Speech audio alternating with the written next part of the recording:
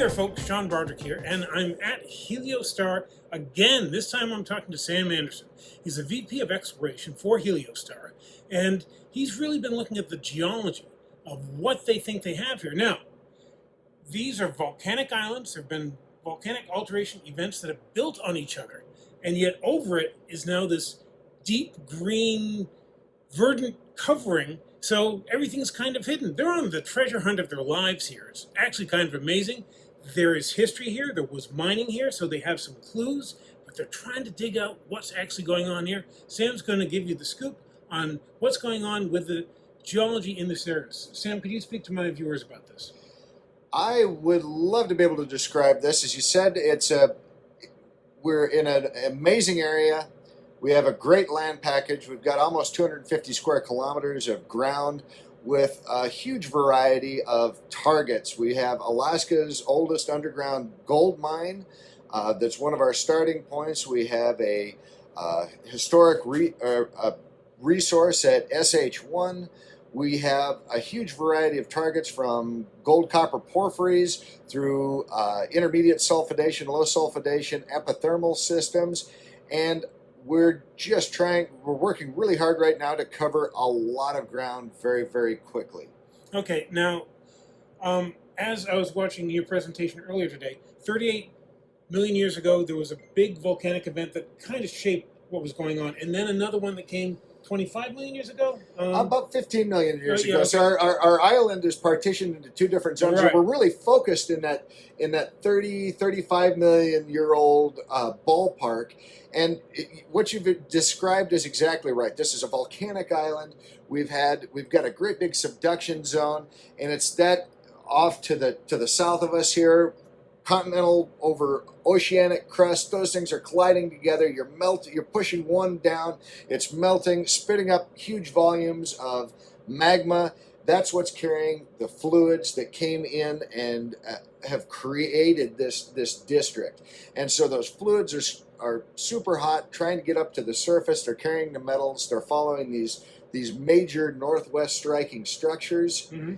and that's what we're chasing up and exploring, and that's what formed the 130,000 ounces that were mined from Apollo. That's what's formed the SH1 deposit that we have, and we're still working out and testing these structures. So many of them don't have drill holes in them, or haven't had a drill hole since 1981 or 1983, and it's going back through and building our knowledge base and starting to look at those things with fresh eyes. Right. And so when you spoke about that 130,000 ounces, that graded an average of about 10 grams per ton, right? Yes, that's right. So very, very high grade. High grade, especially nowadays. I mean, when most of the high grade we know about has already been mined out, these guys might have something really big they don't know yet. So you have 4 big targets already, but you have a whole bunch more in the pipeline. It's almost too much to actually get your grasp on. It's a challenge and a blessing, because we've got so many targets in the inventory. There's no way we can cover them all, and so it's really for us to rate and rank and prioritize where we want to put our drill meters and our first drill meters, and that's where the challenge comes in. You mentioned the 4 big targets. We've got SH1 that we've been testing with core drilling. We've got the historic Apollo and Sitka mines that we're really doing the first thorough test of those areas since mining stopped in the 1930s. Now, mining stopped in the 1930s because the technology that they had at the time couldn't really handle the ore, right? But you have new technology that actually can work with that kind of stuff. Yeah, that's right. So we talk about that 130,000 ounces and the grade necessary. You picture, building a mine and operating by hand an underground mine. You've got to have incredible grades to be able to do that. Right.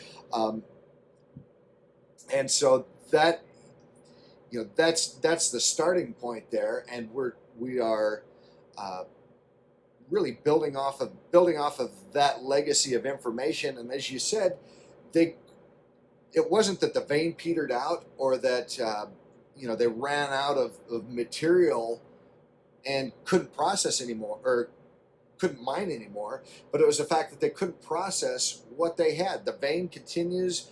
We know that they did a lot of exploration. They sank shafts that were over 800 feet deep, 860 feet deep, ran miles and miles of cross cuts and drifts, and from those they intersected a lot of veins, but those veins had become base metal rich, and they couldn't process those using the technology that they had. They were running stamp mills that would have gone out to a mercury amalgam plates, and that would have been great for extracting the free gold, but for gold that's carried in base metals, gold that's carried along with lead or zinc, that would have been their recoveries would have been extremely low, and so it would have no longer been profitable. But with modern technology, that changes the equation. If this mine had been open just a little bit later, back as far as the 1940s, that would have changed the dynamics, because they would have had flotation. They would have had access to flotation technology that would have allowed them to process the rock and then take the gold along with the base metals and put it into a concentrate where they would have been able to recover that. And so that would be the process flow that we would be looking at today. Right. So any mining that went on nowadays, you'd not only get the gold, you'd get the base metal credits, and you have multiple systems, multiple structures. Yeah, so we talked about the big four. We talked about SH1, Apollo, Aquila, and Centennial, areas that are very distinct and have gotten a lot of focus and have been our focuses of drilling this year. But beyond that, we've got kilometers and kilometers of structures. The same structures that host Apollo extend for a number of miles out to the west, and have very little drilling, very little exploration along them. And then we have others that we've got a huge variety of targets on a variety of different structures, all of which have strong assay results or other things that would indicate to us that they've got a lot of potential. Okay. I'm confused as a layman, so indulge me a bit, but Continental is on another whole island. So are you just trying to prove how big this district is, or else what's really interesting about that?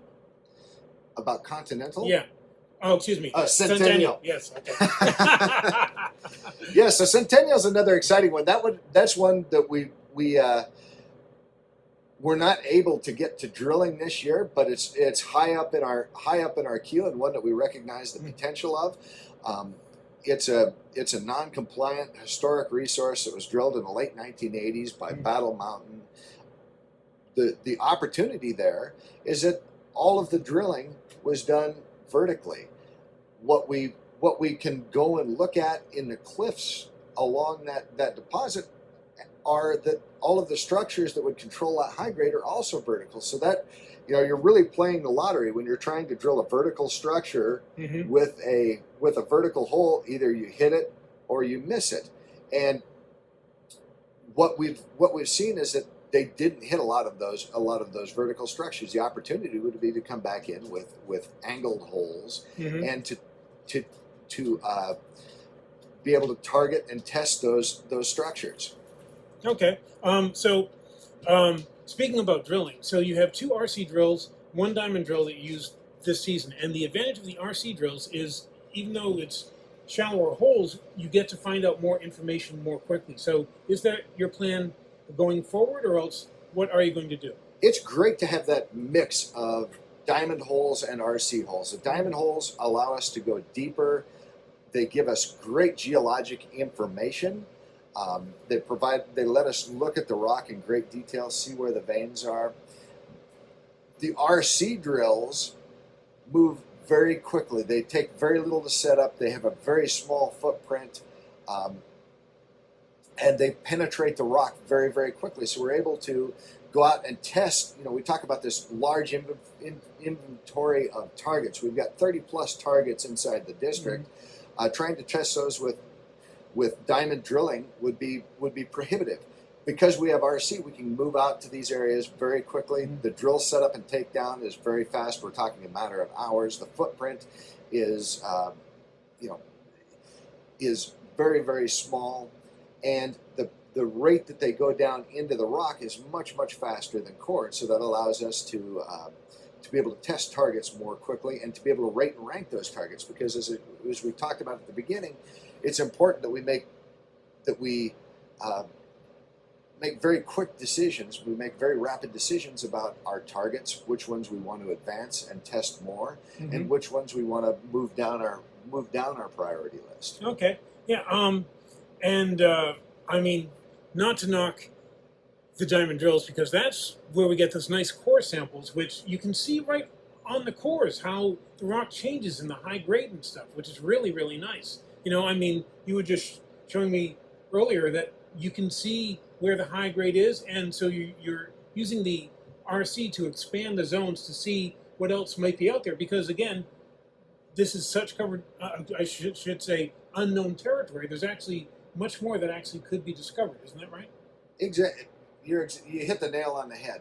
The RC rigs give us a chance to go into some of these areas that have never been drilled before and just determine what's the grade of gold there, and then that allows us to rate and rank those targets and be able to put them into prioritize those for core drilling. Okay, and you're using 3D modeling as well. How does that help?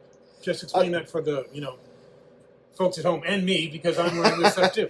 Well, the 3D modeling is incredibly important, and so we've designed this workflow that allows us to take information that we're getting in real time from the drill rigs, whether it's the quick logs, the actual logs, the XRF, which we haven't really talked about very much, but basically just measurements of a lot of trace elements, of very important things that tell us where gold might be in the rock, and we put those in real time into a three-dimensional model, and we're able to spin that around and look at it alongside of other pieces of information like our historic trench data or rock data or geophysics, and make interpretations and really design our program in real time. So if we have success with one hole, we'll build off of that. If we see that there's indications that the system is not doing what we predicted, because we're always drilling to test a theory. Right. If we're seeing that theory isn't exactly right, maybe